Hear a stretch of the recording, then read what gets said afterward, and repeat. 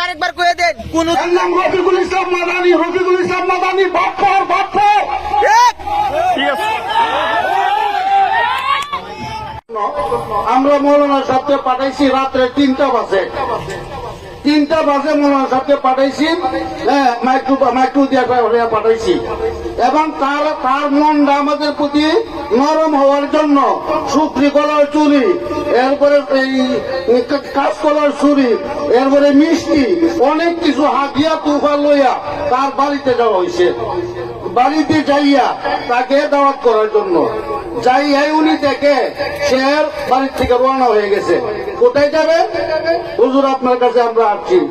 আমি এখন কথা বলতে পারবো না, হুজুর একটু বহু দূরের থেকে আসছি। কি ব্যাপার? একটা দাওয়াতের ব্যাপার।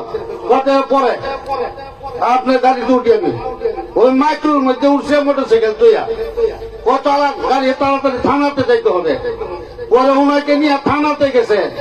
থানাতে গিয়া এর বঞ্জামাইরে কেটা মারছে বা শাস্ত্রল ভাই মারছে, এক লয়ে গেছে কেস।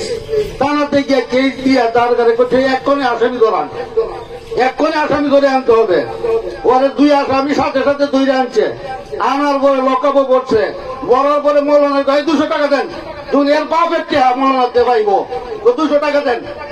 পরে 200 টাকা দিছে, কারণ আমরা তো উদ্দেশ্য দেওয়া, এই জন্যই তো আমরা তার কাছে গেছি।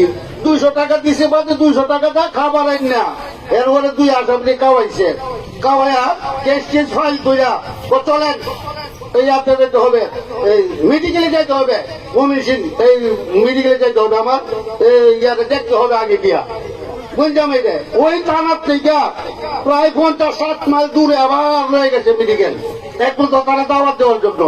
মেডিকেলে যাওয়ার পরে এর বঞ্জামেরে দেখছে, দেখার পরে আবার আমাকে আবার বাড়িতে নিয়ে যেতে হবে।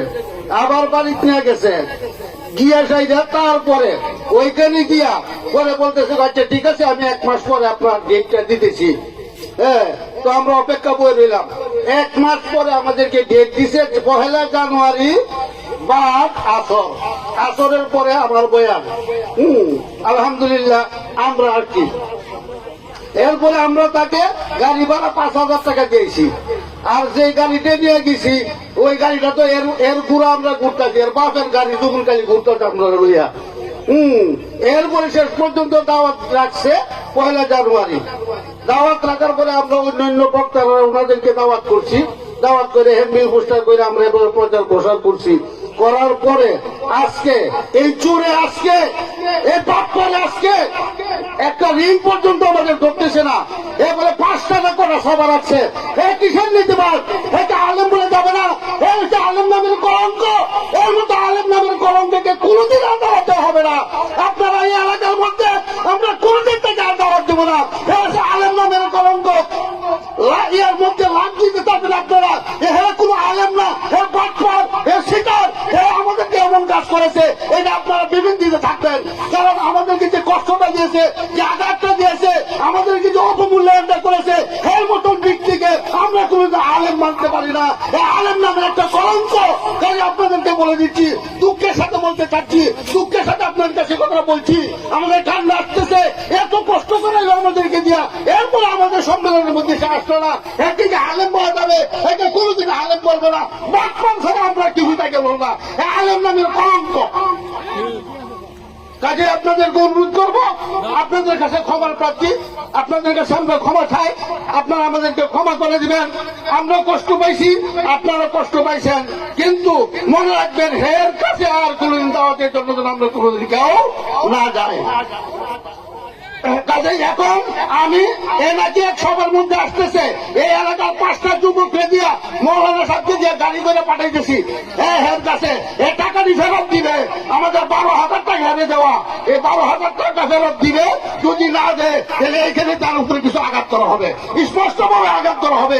আমি মৌলানা সাহেবকে পাঠাইতেছি 5টা যুবককে দিয়া। এখন ইনশাল্লাহ দেওয়া হবে, উনি দোয়া করুন। আপনারা এটা জেনে রাখেন, আপনাকে জানাইবার জন্য দুঃখের সাথে এই কথাটা বলতে হয়েছে। মাদানী হুজুর নামটা আরেকবার কয়ে দেন। আজান হবে, হুজুর দোয়া করবেন, দোয়ার পরে আজান হবে, আজানের পরে জামাত হবে। নামটা আরেকবার কয়ে দেন, ভিডিও হয়েছে, নামটা আরেকবার কয়ে দেন। কোন নাম রফিকুল ইসলাম মাদানী, রফিকুল ইসলাম মাদানী বাপ্পর ঠিক আছে।